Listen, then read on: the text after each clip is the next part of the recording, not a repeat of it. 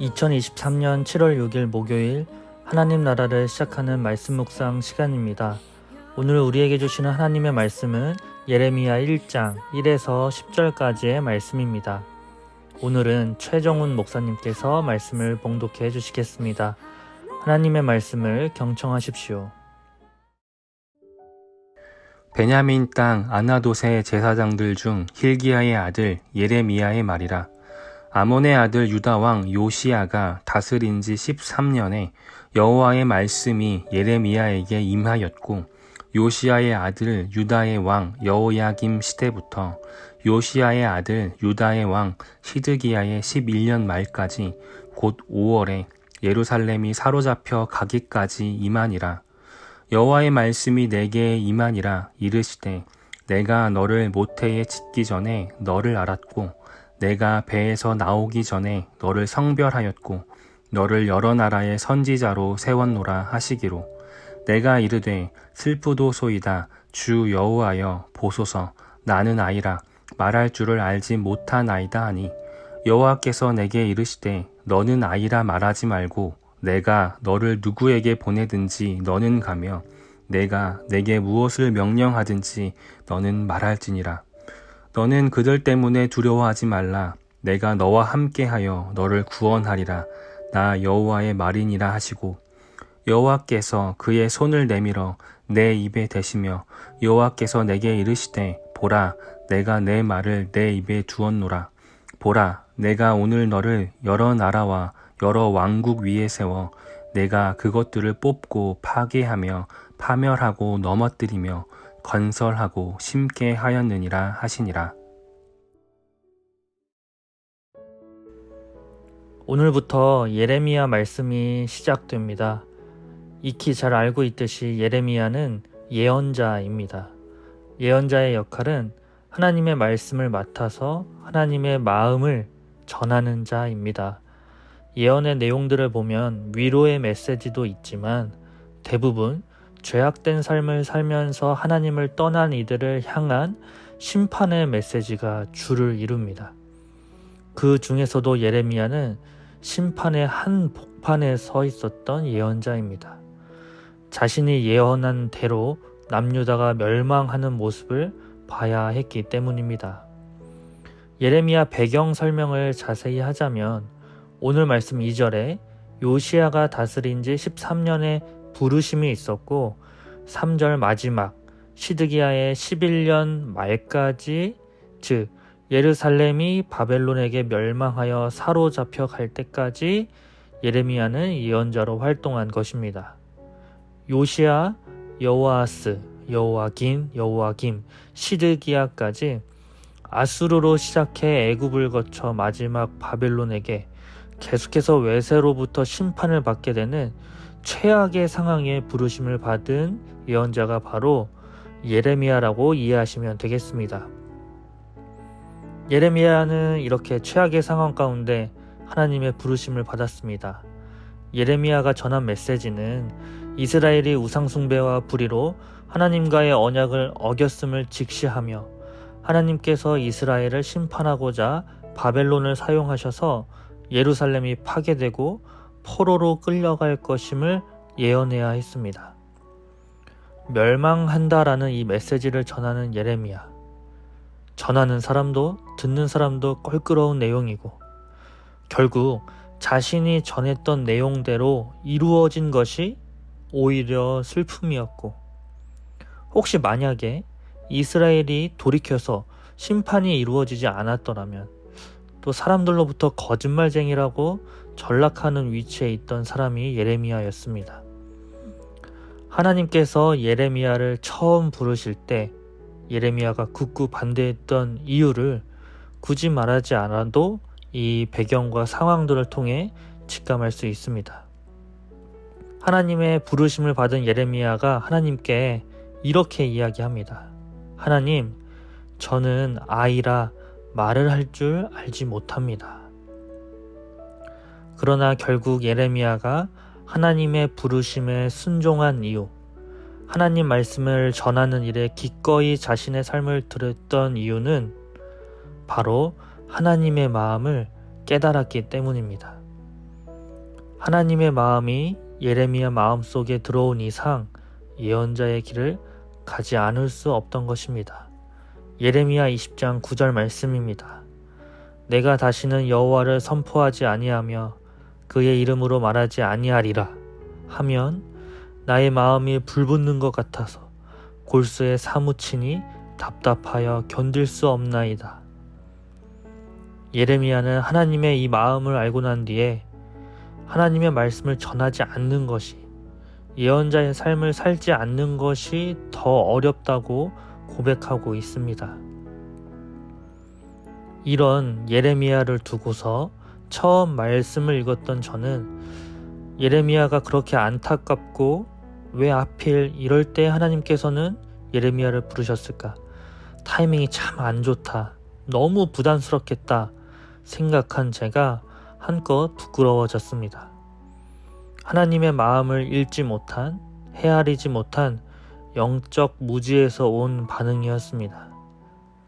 만약 오늘 하나님께서 예언자로 우리 성도님들을 부르신다면 어떤 마음이 드시나요?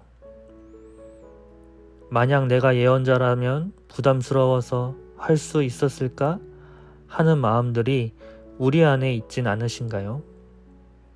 그렇다면 또 하나의 질문을 드려보겠습니다.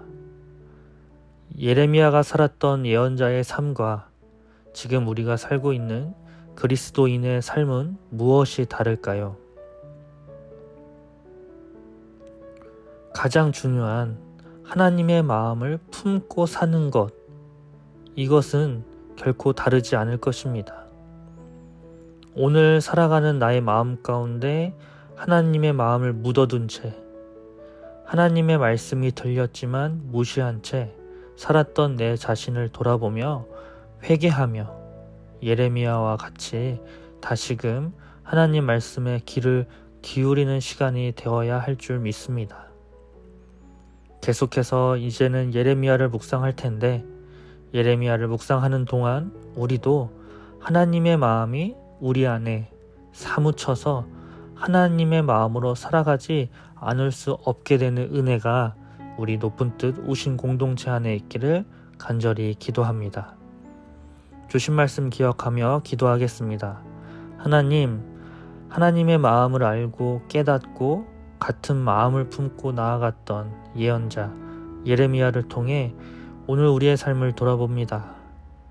예언자로 산다는 것 쉽지 않은 삶이구나 라고 관망하는 것이 아니라 이미 나를 하나님께서 부르셨다는 그 사실을 떠올리며 그래, 내가 하나님의 마음을 잊고 살았구나 깨닫고 예레미야 말씀을 통해 회복되는 시간이 있기를 소망합니다.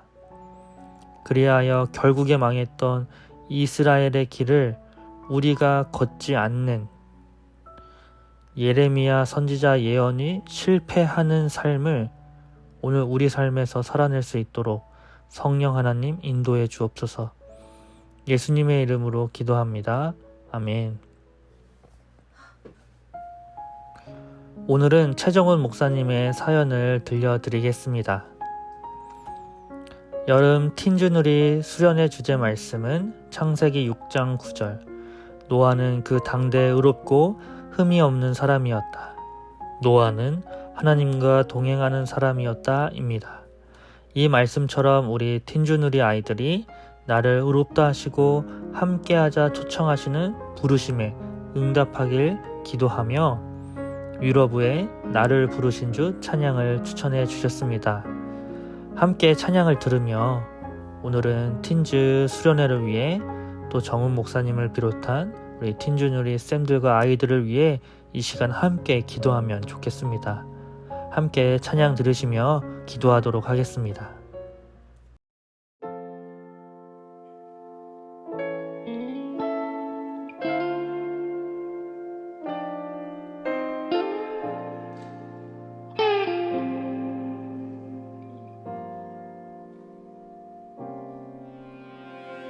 나를 부르신 주가 이루어 주시네. 잠시 넘어지더라도 붙잡아 주시네. 나의 걸어가는 길 늘 동행하시네 혼자라 생각했던 삶 늘 함께 하셨네 나 찬양해 언제나 어디서나 부르신 그 뜻대로 나를 지으신 주의 뜻대로 나 찬양해 영원토록 노래하네 나를 부르신 대로 주를 찬양하며 살아가네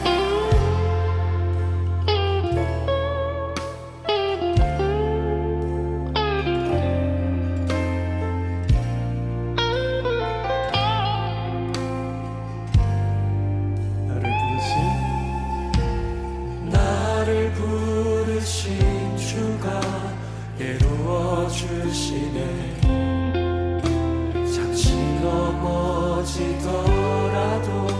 붙잡아 주시네 나의 걸어가는 길 늘 동행하시네 혼자라 생각했던 삶 늘 함께 하셨네 다시 한번 고백합시다. 나를 부르신 주가 이루어 주시네 잠시 넘어지더라도 붙잡아 주시네 나의 걸어가는 길 늘 동행하시네 혼자라 생각했던 삶 늘 함께 하셨네 찬양해